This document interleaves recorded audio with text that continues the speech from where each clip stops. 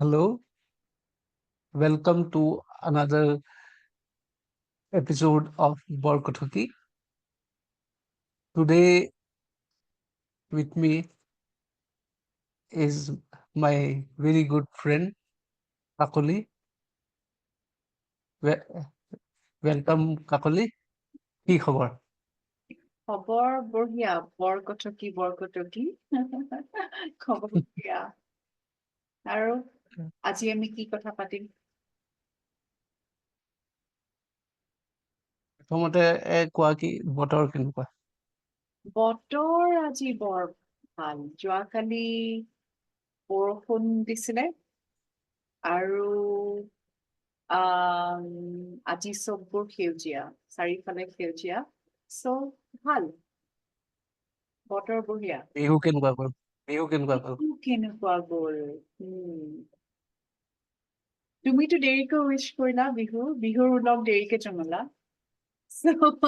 এতিয়াও বিহু চলিয়ে আছে সেই আগতে বিহু 7 দিনীয়া আছিলে আহ, মোৰ মনত আছে যে 7 দিনৰ দিনা it was very important for me যে মই 7 বিধ শাক বিচাৰি বতো আহ, আহ, চ' এইবাৰ পিছত জেতুকা বটিছো আহ, আগতে 7 দিনীয়া বিহু আছিলে এতিয়া ইমান দূৰত থাকি এদিনীয়াও নহয় কেতিয়াবা বাট এইবাৰ ইয়াৰে অসমীয়া ছ'চাইটিয়ে এখন মেগাজিন উলিয়াইছে একচুৱেলি এইবাৰ প্ৰথম নহয় বহুত বহুত বছৰ হ'ল উহু, বাট এইবাৰ আমি আটাইবোৰে বিহুৰ আলোচনীত লিখিলো আহ, চ' লিখাৰ সময়ত আই থিংক বিহুৰ বতৰত সোমাই গলো আমি because we all have to remember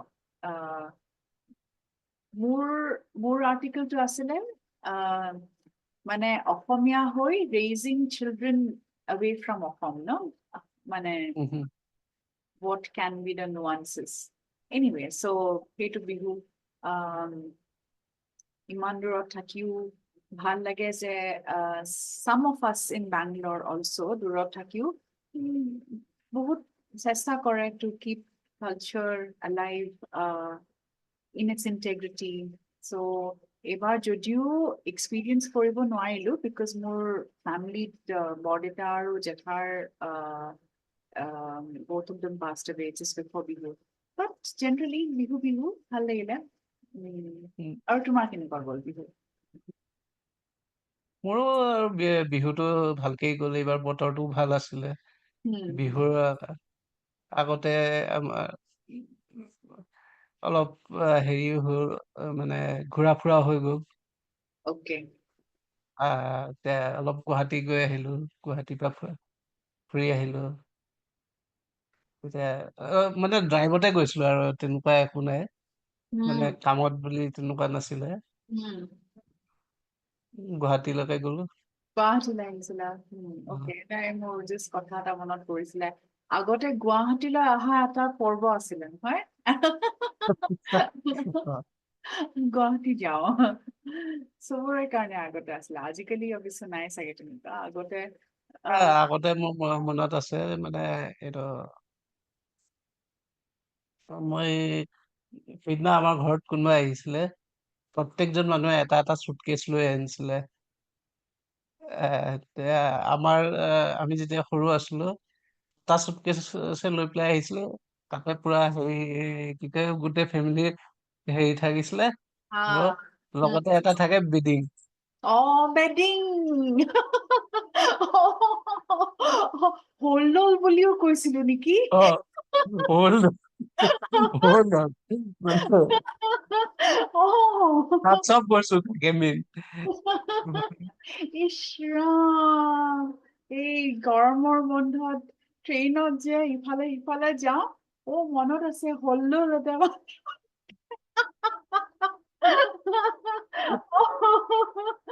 ইচ ৰাম কি যে দিন কি মনত পৰি গল আজি আৰু মনত আছে তোমাৰ এই ট্ৰেইনৰ জাৰ্ণিৰ কাৰণে এই যে গাৰুবোৰ যে ফুলাব পাৰি যে গাৰু অ অ হম্পিং পিলো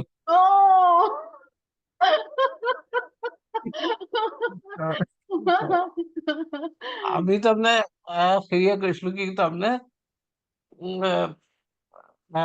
বতাহটো ভৰাই লওঁ তাৰপিছত আকৌ উলিয়াও তাৰপিছত আকৌ আমাৰ কাৰণে এইটো ডাঙৰ বেলুন। ইছ ৰাম, এইটো মানে মোৰ মনত আছে যে প্ৰত্যেক গৰমৰ বন্ধ, প্ৰত্যেক চামাৰ ভেকেশ্যনত সেইটো এটা পৰ্ব। কৰবাত যোৱাৰ আগতে মোৰ মা দেউতাৰ হুলস্থুল ফলদুলটো লাইন উলিয়াব লাগিছিল নহয়। আৰু তাৰপিছত কেতিয়াবা সেই পিলোবোৰ ফুটি যায় ন, গতিকে সেই কৰিব লাগে আগতে বতাহ থাকে নে নাথাকে।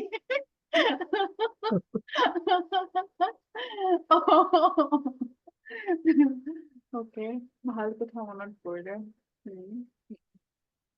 এতিয়া এইবোৰে আৰু মানে এ আজিকালি আমাৰ তাৰমানে ছুটিবোৰ অলপ বেলেগ ধৰণে হৈ গ'ল। এইবাৰ যেনেকে আমি ড্ৰাইভলৈ গুচি গ'লো। উম,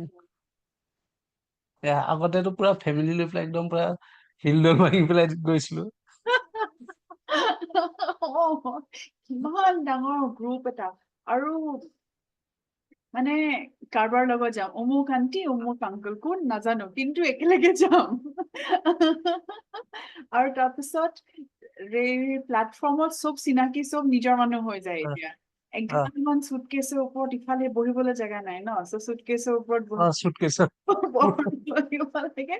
আৰু তাৰপিছত ট্ৰেইনবোৰ সাধাৰণতে লেট হয়, গুৱাহাটীততো সদায় লেট হৈছিলে চব ট্ৰেইন। কেতিয়াবা সেই প্লেটফৰ্মতে 10 ঘন্টা ৰৈ থাকিব লাগে। তাৰপিছত আৰু এতিয়াৰ নিচিনা উবৰটো নাই ন, যে কোনোবা আহিব নিবলে। মানে এবাৰ ট্ৰেইন ষ্টেচন পোৱাৰ পিছত ঘৰত উভতি যোৱাৰ কোনো কথাই নাই আৰু। তাৰপিছত দেৰি হলে মইতো তেনেকে এবাৰ ষ্টেচনত শুইও গৈছিলো। তাৰমানে ইমান লেট হৈ গ'ল। মোৰ মনলৈও নাহিলে কি মই ক'ৰবাত বাহিৰত ঘূৰি আহো বুলি। ঠিক তেনেকুৱা আৰু এটা মেমৰি, মানে এইবাৰ মই ঠিক বিহুৰ আগৰ কেইদিন গাঁৱতে আছিলো। মই সৰু এখন গাঁও, হাজোৰ চেঁচামুখৰো সৰু গাঁও পাকৰকুনা, তাত মোৰ ককাৰ আটাৰ ঘৰ। চ' বৰ্তা ঢুকোৱাৰ পিছত তাতে 3 দিন মান তাতে আছিলো। মই তাকেই ভাবিছিলো, মানে মানুহৰ লাইফবোৰ চাই, এইখন গাঁৱৰ পৰা আই থিংক অকল মোৰ দেউতাই ওলাই আহিলে, দেউতা আৰু খুৰা, তাৰপিছত আৰু কোনো তেনেকে ওলাই অহা নাই, চব তাতে আছে। চ' খেতিয়ক প্ৰাইমেৰীলি, আৰু লাও, বেঙেনা, আলু মেইন প্ৰডাকচন। চব মোৰ মানে হেৰি আৰু নিজৰ খুৰা নহয়, বাট তেনেকে মোৰ দেউতাৰ খুৰাৰ ল'ৰা, তেওঁলোক চবে ৰাস্তাত গামোচা পিন্ধি লাও, বেঙেনা এইবোৰ বিক্ৰী কৰে, অকে, বিকজ সেইটো হাইৱে। আৰু মই তাকে ভাবিছিলো, কাকনো প্ৰগ্ৰেছ বুলি ক'ম, মোৰ লাইফটো প্ৰগ্ৰেছ বুলি ক'ম নে মই তেওঁলোকৰ লাইফটো প্ৰগ্ৰেছ বুলি ক'ম। কাৰণ মই আজি পইচা দি চাগে সেইটো লাইফ জীয়াবলৈ বিচাৰো, আৰু তেওঁলোকে সেই লাইফটো সদায় জীয়াই। মই এই কথাটো এজনী খুৰীক কলো, আৰু খুৰী তোমালোকৰে ভাল দিয়া, ইমান বঢ়িয়া লাইফ, একো টেনচন নাই। তেতিয়া খুৰীয়ে ক'লে আৰু তহঁতৰ আৰামৰ লাইফ জীৱন কাৰণে তই কৈছ এতিয়া ইয়াতে আহি পৰিশ্ৰম কৰিব লাগিব, তেতিয়া গম পাবি।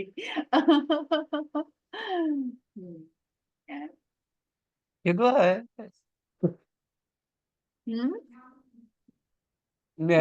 আনৰটো সদায় ভাল লাগে। আনৰটো সদায় ভাল লাগে, আনৰটো সদায় ভাল লাগে। মোৰো এইবাৰ ভাল লাগিলে, গাঁৱলৈ গৈ মই লিখিছিলো এইটো কথা, যে গাঁৱত ঘৰৰ সীমা এখন ঘৰত নহয় ন, গোটেই গাঁওখন তোমাৰ নিজৰ হয়। এটলিষ্ট মোৰ আছিলে, মই সৰুতে 8-10 বছৰলৈ মই গাঁৱতে আছিলো। চ' মই সেইকাৰণে চবকে চিনি পাওঁ, চবেই মোক চিনি পায়। গতিকে এইবাৰ মই বহুত বছৰ মূৰত গৈছিলো, মানে দীঘলীয়াকে। মই গোটেই গাঁও ঘূৰি ফুৰিলো। অকে, মই সেইটোৱে কৈছিলো যে এইবাৰ চবৰে ঘৰত গলো মই তেতিয়া চবৰ মুখত এইবোৰ শুনিলো মাজনী মোক মাজনী বুলি মাতে কিমান দিনৰ মূৰত দেখিলো বৰ মৰম কৰো বৰ আমিতো কামৰূপীয়া কওঁ ন বৰ ভাল লাগছি দেই তই আহিছা ঘৰত ইমান যে মনত পৰে তোৰ কাৰণে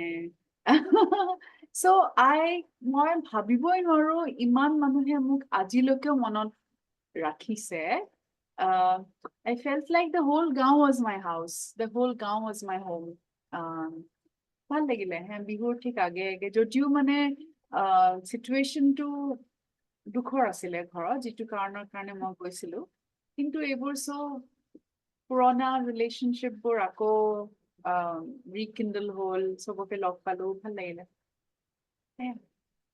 মোৰ বিহুৰ আগৰ ঘটনা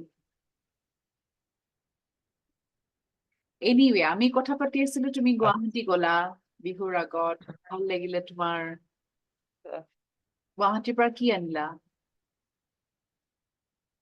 গুৱাহাটীৰ পৰা তেনেকে একো অনা নাই এনেই বাছ ড্ৰাইভলৈ গলো ৰাতিপুৱা গলো গধূলিকে ঘূৰি আহিলো ৰাম তেতিয়া গুৱাহাটী কি চোৱা হ'ল হা তোমাৰ তেতিয়া গুৱাহাটী কি চোৱা হ'ল তোমাৰ সেই কথাটো মনত আছে গানটো মনত আছে গন্তি ফালে নাযাওঁ আৰু গন্তি নমস্কাৰ এউটি আৰু নাযাওঁ তেনেকুৱা নহয়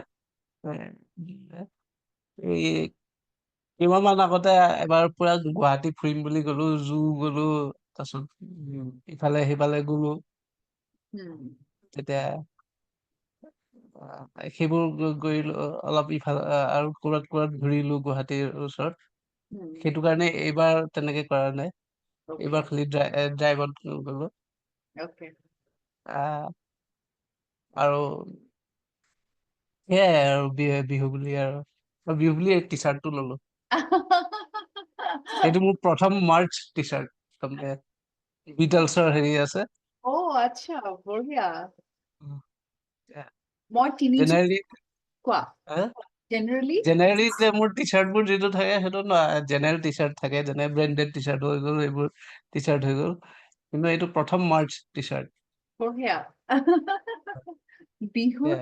বিহুত বিটলছৰ টি চাৰ্ট লৈছা ভাল মই তিনিযোৰ সূতাৰ কাপোৰ লৈছো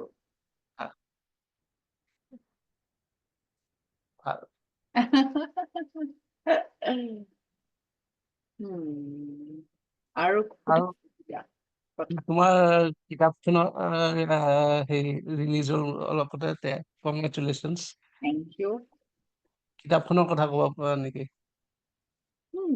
কম কিতাপখন মই চবকে কওঁ যে এইখন মোৰ প্ৰেক্টিচ কিতাপ মানে বিকজ মোৰ লাগে যে বহু দিনৰ পৰা কেতিয়াবা ফ্ল'ত আহি কিবা মেছেজ কৰো কাৰোবাক ধুনীয়া হৈ যায় আৰু দেন বহুত বন্ধুৱে কৈছিলে যে এইবোৰ এটা জেগাত থাকিলে ভাল কেতিয়াবা স্ক্ৰল কৰিবতো নোৱাৰো ন হোৱাটছএপত ইমান দীঘলীয়াকে চ' পাতলুটিয়াই পঢ়িবলৈ ভাল চ' তেনেকে that's the disclaimer for the book is called Finding Fireflies in Ferns মানে ঢেকীয়াৰ তলনিত জোনাকী পৰুৱা বিচৰা like finding the unexpected in unexpected joy in unexpected corners so it's about that কেইটামান কবিতা I think 72টা কবিতা আৰু mostly reflections on life পিছৰ ফালৰ কবিতা কেইটা অকমান feminist Kavita but first half of kitab it's just playful exploration of life more as a mother but more as a little girl and a mother so which I think is very alive and favoring so it was just collection of 72 poems and sort of like my practice book মই বিচাৰিছিলো যে এখন the idea of my book was it's mostly illustrations telling a story. That was the idea. But my first time, I didn't really know how to make that happen. So yata illustrations ase kitabkhonot, but they're very small illustrations. Jodio moi full A4 size or illustrations korisilu, but they're very small. The publisher with whom I worked didn't know how to incorporate, or it was not their format. But the next project that I'm working on will be mostly, and I have been working on it for a while. It's mostly art, just telling a story, few lines, but art telling story on its own. Yeah. আৰু কি কম কিতাপখনৰ কথা পিছলৈ কেতিয়াবা I mean towards sometime in the conversation I'll read my favorite poem of the book. ঠিক আছে? প্ৰথম কথা যে 72 is a very big number. Across many years. মানে কথাটো কৈছো মানে জেনেৰেল যেতিয়া পয়েট্ৰি কম্পাইলেশ্যনবোৰ চোৱা যায় তেতিয়া ইমান 72 বুলি যদি চোৱা যায় জেনেৰেলি এটা বেছি পয়েটে হেৰি পাব্লিছ কৰে Yeah. এইটো I know, I think অকলে তোমাৰ পৰা অহাৰ কাৰণে এটা হেৰি হয় যদিও তুমি ভাবিছা কি মানে কিবা বছৰৰ পৰাও আহিছে it's a big thing. Thank you. But I think also because I think in poetry, if you read the book, some of those are very conversational, um, very conversational lines that probably I have it myself. I think তুমি আৰু মই আগতেও এই কথা পাতিছিলো মোৰ কাৰণে if I had lost that moment where those lines came to me, then I could never write those lines. So, but if I had been able to pause and write those lines down when they came to me, they became a poem. So, it's mostly like that, written mostly in morning times, maybe across several years. Ditya মই ৰাতিপুৱা চাহকাপ খাই থাকো তেতিয়া কিবা কথা মনলৈ আহে বা কেতিয়াবা দুপৰীয়া চিলমিল টোপনিৰ পৰা উঠি Titya. So, anyway,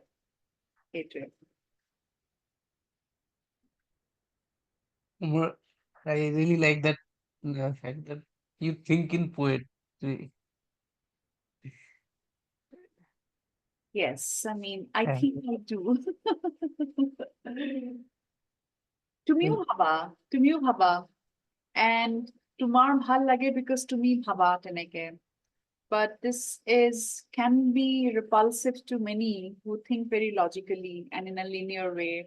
ভাবে যে মই কেতিয়াও প্ৰশ্নৰ উত্তৰ নিদিও প্ৰশ্নৰ উত্তৰ সদায় আৰু এটা প্ৰশ্নৰে কৰো কেতিয়াও মানে one of my friends joked that যদি কাকলিক সোধা Maharashtra capital কি তাই কব ভাৰতবৰ্ষ বহুত পুৰণি civilization তাৰে এখন দেশ হল মহাৰাষ্ট্ৰ এনেকে বহুত কিবা এটা প্যাৰাগ্ৰাফ কম বাট উত্তৰটো নিদিও এইটো তোমাৰ এইটো কি কয় এডুকেশ্যনত মানে আগতে আমাক এছে লিখিব কয় নহয় তেতিয়া 1 মাৰ্কছৰ কুৱেশ্যনৰ কাৰণে দিগদাৰ হৈছে কিন্তু তেতিয়া মই এনেকুৱা নাছিলো ওকে মই তোমাক কওঁ মোৰ মানে অসমীয়া যদি মই ইংলিছ মিডিয়ামত পঢ়িছিলো অসমীয়া was my favorite subject আৰু মই অসমীয়া ভাল লিখিছিলো ওকে so সেইকাৰণে মোৰ my integrity to the language was that মই হেৰি আহে ন কবিতাৰ প্ৰবন্ধ what was that word substance লিখিব লাগে যে সাৰাংশ so মই কেতিয়াও একো মুখস্থ কৰা নাছিলো কিয় আৰে how can I memorize the substance of a poem it has to be on that day what I feel, right? So my porikhat bhabim aji, what is the poem talking to me? Aji মই হেনেকে লিখিম. So it's not possible, right? 100 marks থাকে আৰু তাতে ইমান কেইটা reference to context সাৰাংশ এইবোৰ লিখিব লাগে, and মই একো মুখস্থ নকৰো কিয়? How can I do this? I have to have integrity to literature. So মই একো মুখস্থ নকৰিছিলো, সেইকাৰণে মাৰ্কছো বহুত ভাল পাইছো, বেয়া পাইছো। মোৰো তেনেকুৱাই হৈছিলে। ইংলিছৰ যোনটো হেৰি আছে তাত 4টা পাৰ্ট আছিলে। এটা আছিলে মেইন কোৰ্চ বুক বুলি কয়, সেইটো কাৰণে পঢ়িব নালাগে। গ্ৰামাৰ আছে, গ্ৰামাৰো পঢ়িব নালাগে। আৰু এটা আছিলে কি কয় প্ৰেচি ৰাইটিং, তাত তাৰমানে সেইটো এটা ষ্টৰি এটা দি দিব, তাকে ক'ব কি 100 ৱৰ্ডছ বুলি কৈছে, তে 100 ৱৰ্ডছতে লিখিব লাগিব। 99 হলেও নহ'ব, 101 হ'ব নালাগে। একজেক্ট 100 হ'ব লাগিব, আৰু উইদিন দেট পাৰ্টিকুলাৰ স্পেচ, সেইটোতে মানে কুৱেশ্যন পেপাৰতে এটা স্পেচ দিয়া থাকিব, তাতে লিখিব লাগিব। তুমি যদি ডাঙৰকে লিখা সেইটো নহ'ব, সৰুকে লিখিলে তোমাৰ স্পেচটো থাকি যাব। চ' একদম মানে তোমাৰ হেণ্ড ৰাইটিঙো ভাল হ'ব লাগিব, 100 ৱৰ্ডছো হ'ব লাগিব, সেইটো এটা আছে। আৰু তাৰপিছত কিছুমান কুৱেশ্যন আহিব, সেই যোনটো তাত যোনটো পিচটো আছে তাৰ পৰা কুৱেশ্যন আহিব। চ' সেইবিলাকৰ কাৰণেতো পঢ়িব নাই, খালি লিটাৰেচাৰ পাৰ্টটো তাত পয়েট্ৰি আছিলে 3 পেজ 4 পেজ, সেইকাৰণে মই তাত সেইটো কেতিয়াও হেৰি কৰা নাই। খালি মই কাৰণ সিমানখিনি মুখস্থ কৰিব নোৱাৰো মই। কিন্তু কেইটামান কুৱেশ্যন আছিলে যোনটো যেনেকে এই যোনটো এতিয়া তুমি ক'লা নহয় সাৰাংশটো,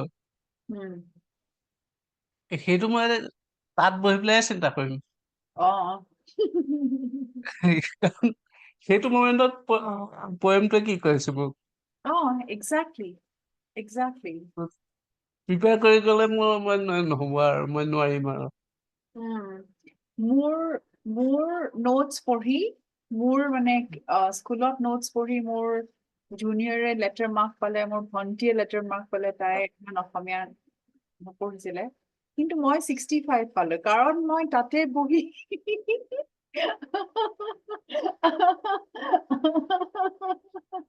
কি হ'ব?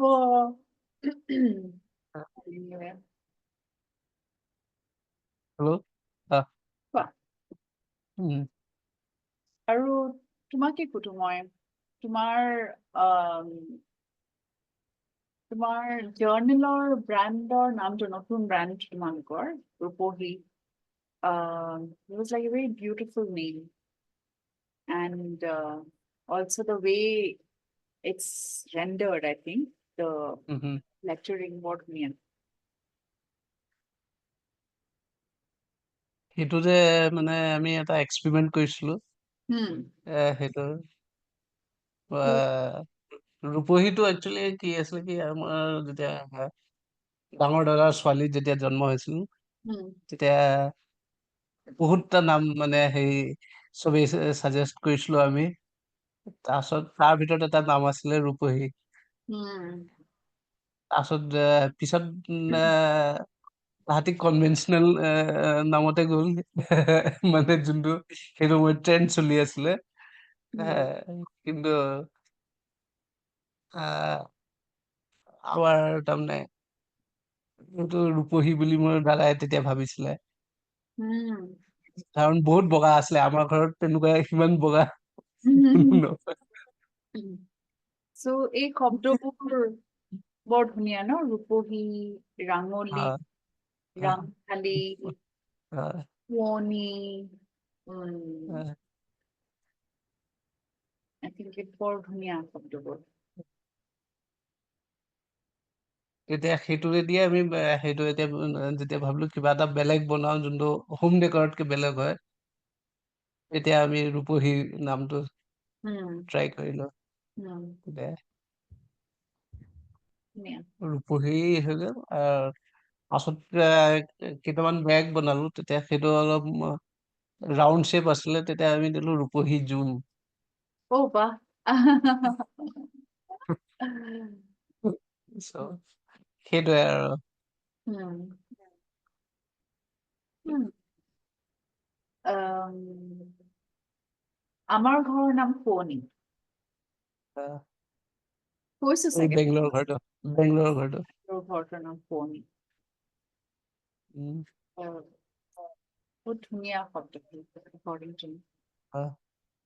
এতিয়া পোৱেট্ৰি মানে চবতে এড কৰিব লাগে। I don't know. I think মোৰ লাগে এনেকুৱা যে মানে I'm thinking, okay. I think beauty is my religion and poetry is the language of that religion. Mm. Because no matter what I do, I seek beauty. And what other way? I mean, whenever you describe beauty, it becomes poetry. It's very natural outcome, isn't it? So I guess that's how it is. এইটো বহুত ভাল কথা ক'লা। আমি যদি সেই beauty বিচাৰি পেলাই যাওঁ তেতিয়া পয়েট্ৰিটো আহিয়ে যায় আৰু It's like an automatic thing, no? Out, yeah. Natural এইটো মানে কি কয় কয় নহয় পেকেজত আহে package Ah, the package deal. Package deal. Honestly, it's a package deal because you can only see beauty when you see beauty also, you're moved by it. And if you need to describe it to someone, it has to be, then poetry is the only language, right? What else is there? So, or you speak and it becomes poetry.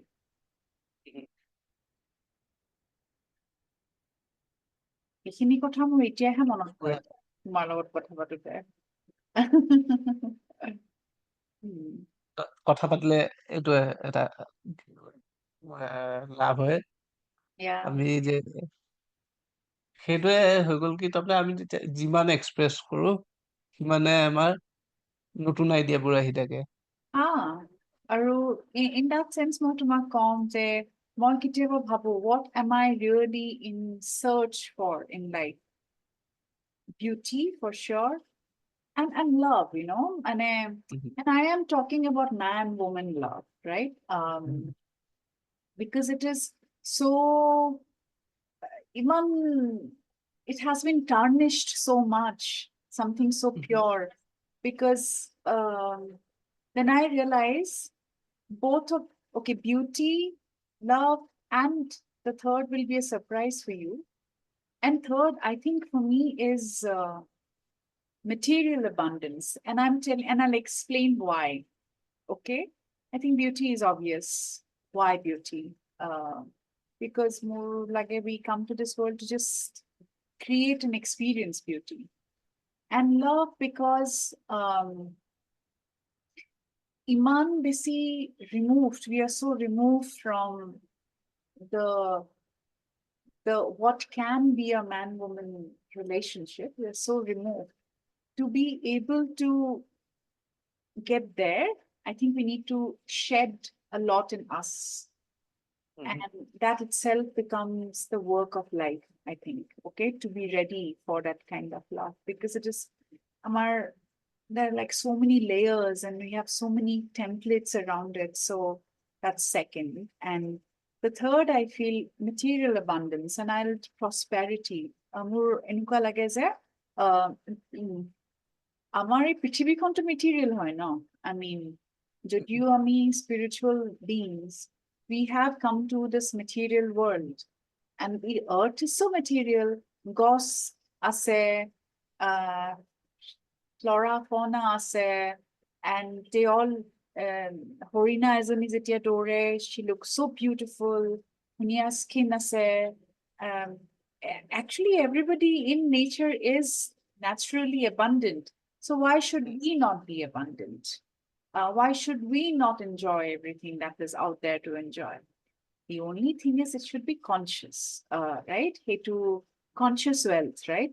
Or more if we really live in alignment to our consciousness, beauty is like how poetry is a natural outcome of beauty. When we live in absolute consciousness, in an alignment with ourselves, beauty is a natural outcome, love is a natural outcome, and wealth is also a natural outcome. It was more philosophy. আৰু এটা বস্তু হৈ গ'ল কি খালি আমি যোনটো মেটেৰিয়েলৰ কথা হৈ গ'ল কি আমি নাপালে এই আপছেট হ'ব নালাগে। সেইটো যদি আমি কন্ট্ৰল কৰি দিব পাৰো, কিন্তু যিমান হয় মই ভাবো কি যে যিমান আমাৰ হাতত থাকে আমাৰ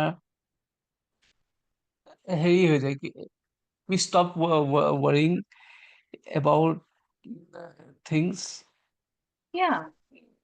and it allows us to think in a very creative way. Yes, somebody learned had told me this, okay? When you see a beautiful tree, um, imagine any tree or imagine any flower that you like. When you see a healthy tree, you like it because it is flowering. You like it because it is healthy. You like it because it is green and there are flowers and there are no Bemar Semar nine Dunia gossip. That means it has taken enough energy from the sun. That means it has taken enough nutrients from the soil. It has taken what it requires for a bougainvillea to become a healthy bougainvillea, right? Say, take a lot of sun. That ke besi lole, it will burn. So like that, I think all of us human beings, to become us, we can take as much resource we need to become us. So that when we are fully blossom molded, we are bougainvillea as হৈ যাম এজোপা, তেতিয়া বাকীবোৰ মানুহৰো ভাল লাগিব ন, okay আমিও ধুনীয়া bougainvillea হ'ব পাৰিম।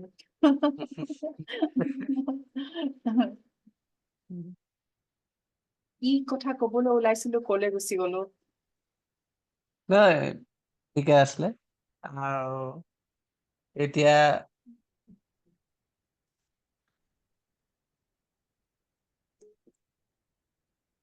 আকৌ আহো কবিতালে।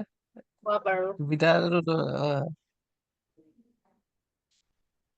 তুমি কি তোমাক কেনেকুৱা লাগে কি এইটো how important is poetry for everyone?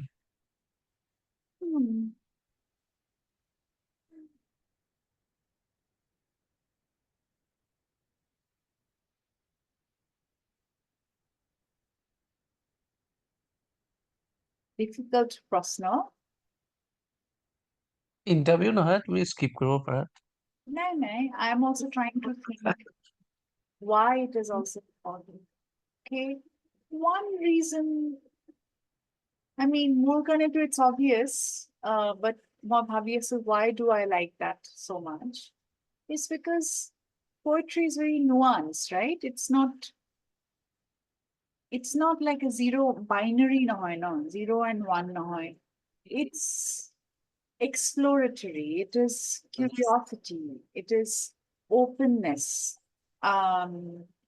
And I think when we use that as a language, at Atua, we also give this message to ourselves that the world is not linear. We don't have to have linear explanation for everything. Everything is up for interpretation. What more to meaning of a certain situation, it may not be your meaning, right? I think in that sense, in between বস্তুবোৰৰ বুজাবলৈ poetry is important. In between 0 and 1, whatever lies, I think that's where poetry is. And there are so many possibilities in that space. এইটো কথা কওঁতে মোৰ মনত পৰিছে, recently someone recommended me about a Sanskrit text about poetry. Let me look at the name of the word. Yes.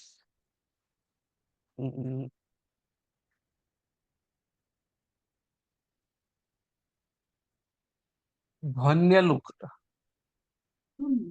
More swallow. Yeah. According to this book, Hmm. is that poetry is something that does not have to be taken literally. Hmm. যি কৈছে এইটো literally কোৱা নাই. Hmm. It also conveys a mood and the way it is recited. Hmm. That also conveys another message. Ah. The sound of it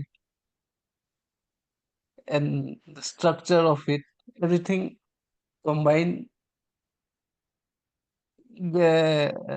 sends a different kind of message, Hmm. which prose cannot do that. Yeah.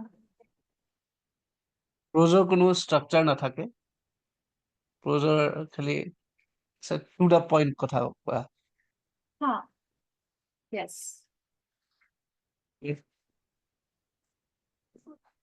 poetry is very powerful, and just for example, বহুত মানুহে যেতিয়া হেৰি নকৰে, poetry লগত engage নকৰে, what happens is, let us say, there is a heartbreak, or we lost someone very close, like maybe a father, mother, or friend. Then they start thinking about their grief, and to recover from the grief, they start thinking, am I the only person suffering from this? And at that point, poetry helps, and it is no more a privilege, and it becomes a necessity. Uh, it's not just about negative emotions, but it's also about Positive. positive emotions like love, or where when you are traveling, you see a very good scenery, Hmm. or like the uh, classic poem, The House in the Woods. Hmm. The poet just was curious who is staying in that house. Yeah. So it can be just curiosity as well.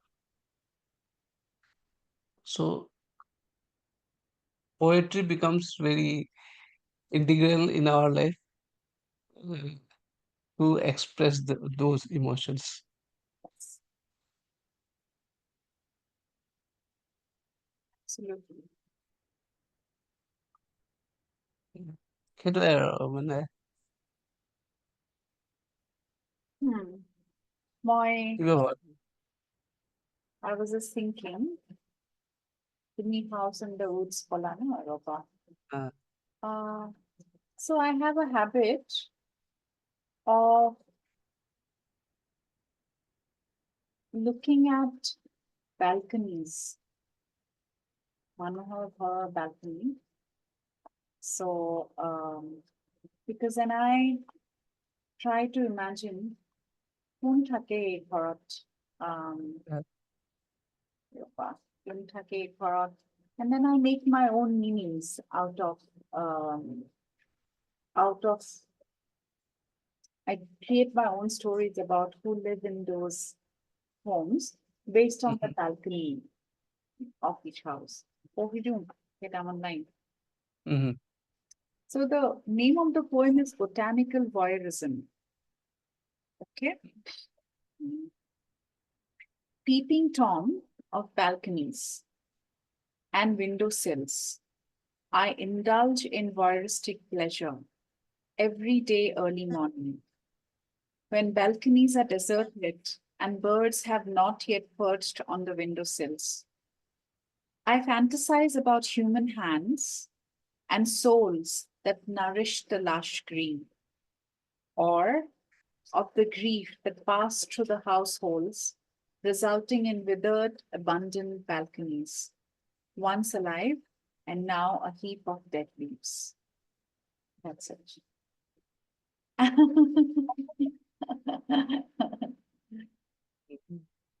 Yeah. Yeah, I remember this when we last spoke. Also, you spoke about balconies, and there was one more thing you spoke about. এটা plan ঘৰ আছে তাত এটা pink কালাৰৰ খিৰিকী আছে Oh yeah. Gray ghor with pink. Yeah. A gray building with pink windows. Yes.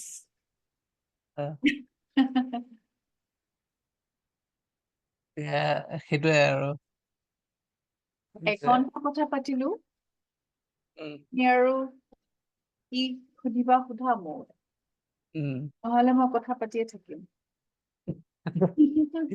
অ, তেতিয়া